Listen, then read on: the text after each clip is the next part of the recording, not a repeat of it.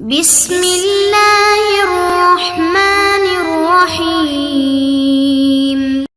السلام علیکم معزز طلباء کرام، آپ سب کیسے ہیں؟ آج ہم نور الانوار کے سبق نمبر 154 کو پڑھیں گے، اور آج کے ہمارے سبق کا عنوان ہے ایک سوال کا جواب۔ آج کے ہمارے سبق کی عبارت ثم ہا ہنا سوال مقدر علی ابی حنیفہ سے شروع ہوتی ہے۔ آئیے سب سے پہلے عبارت پڑھ کے اس کا ترجمہ کرتے ہیں، اس کے بعد باقاعدہ سبق کی وضاحت کی طرف بڑھتے ہیں۔ مصنف علیہ رحمہ لکھتے ہیں ثم ہا ہنا سوال مقدر علی ابی حنیفہ، پھر یہاں ایک سوال مقدر ہے امام اعظم امام ابو حنیفہ پر، وہو ان بیع الحر والمضامین والملاقیح ونکاح المحارم من الافعال الشرعیة مع ان ہا ہنا لم یقع علی القبح لغیرہ بل علی القبح لعینہ عندکم۔ اور وہ سوال یہ ہے کہ آزاد کی بے، مضامین اور ملاقیح کی بے اور محارم کا نکاح افعال شرعیہ میں سے ہے، حالانکہ یہ تمام قبیح لغیرہ ہی پر محمول نہیں ہے، تو بلکہ تمہارے نزدیک یہ قبیح لعینہ ہی پر محمول ہیں۔ فاجاب عنہ المصنف وقال، تو پس مصنف نے یعنی ماتن نے اسی حوالے سے جواب دیا اور فرمایا کہ والنہی عن بیع الحر والمضامین والملاقیح ونکاح المحارم مجاز عن النفی، اور آزاد کی بے سے نہیں، مضامین و ملاقیح کی بے سے نہیں، اور محارم کے نکاح سے نہیں جو ہے یہ نفی سے مجاز ہے۔ فالحر عام من ان یکون حر الاصل او حر العتاقۃ، اور پس جو حر ہے تو یہ عام ہے اس سے کہ یہ اصل میں حر ہو یا آزاد کردہ حر ہو۔ والمضامین جمع مضمونۃ وہو ما فی صلاب الآباء، اور مضامین یہ مضمونہ کی جمع ہے اور وہ ہے کہ جو آباء کی صلب میں ہو، پیٹھوں میں ہو، پشتوں میں ہو۔ والملاقیح جمع ملقوحۃ وہو ما فی ارحام الامہات، اور ملاقیح یہ ملقوحۃ کی جمع ہے اور یہ وہ کہ جو ماؤں کے رحموں میں ہو۔ والمحارم عام من ان یکون حرمت القرابۃ او حرمت المصاہرۃ، اور محارم بھی عام ہے اس سے کہ وہ حرمت قرابت ہو یا حرمت مصاہرت ہو۔ وبالجملۃ فالنہی عن ہؤلاء محمول علی النفی بطریق المجاز، بالجملہ حاصل یہ خلاصہ یہ کہ جو ان تمام سے نہیں ہے وہ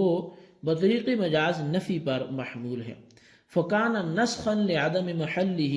تو پس یہ محل نہ ہونے کی وجہ سے نسخ ہوگا، ای فکان ھذا النہی کلہ نسخا للمشروعیت، یعنی کہ یہ ساری کی ساری جو نہیں ہے یہ مشروعیت کے لیے نسخ ہوگی، لعدم محل النہی، محل نہی کے نہ ہونے کی وجہ سے۔ اذ محل البیع هو المال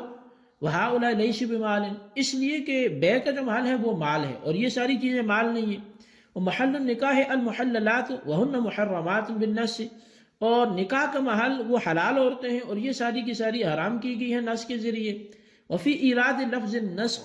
بعد النفی تنبیہ علی ترادفہما، اور ماتن کا نسخ یہ استعمال کرنا لفظ نفی کے بعد یہ تنبیہ ہے ان دونوں کے مترادف ہونے پر۔ ہاں ہونا یہاں پر وَيُمْكِنُ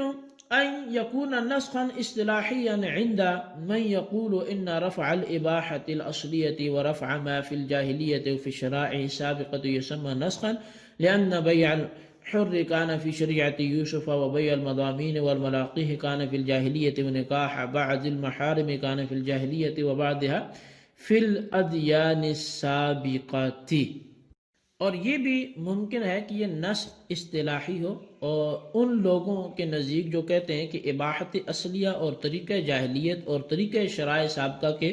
اٹھانے کا نام نسخ ہے، اس لیے کہ آزاد کی بے یوسف علیہ السلام کی شریعت میں اور مضامین اور ملاقیح کی بے جاہلیت میں موجود تھی،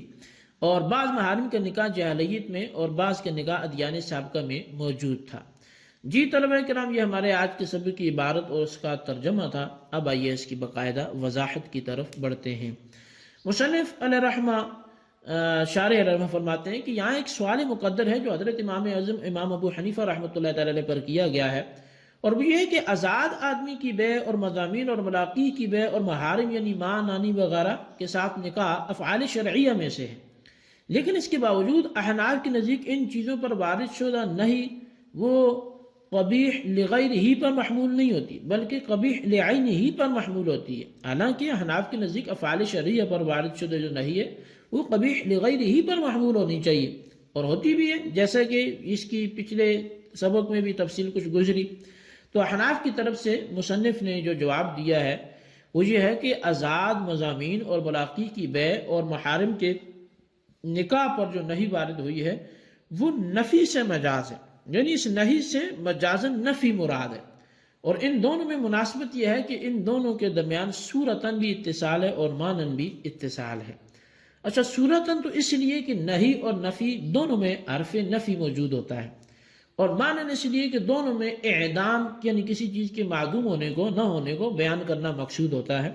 اگرچہ نہیں بندے کے اختیار سے عدم کا تقاضا کرتی ہے اور نفی اصل ہی سے بغیر اختیار عبد کے عدم کا تقاضا کرتی ہے۔ بس جب نہیں اور نفی کے درمیان مناسبت ہے تو نہیں کو مجازن نفی پر محمول کرنا درست ہے، اور جب نہیں کو مجازن نفی پر محمول کیا گیا تو وہ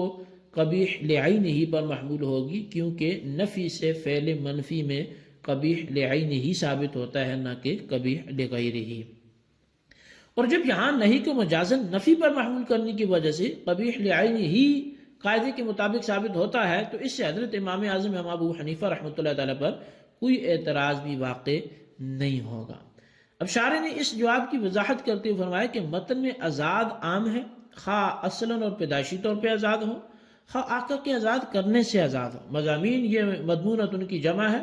مضمونہ وہ نطفہ منی ہے جو باپ کی پشت اور صلب میں ہوتا ہے،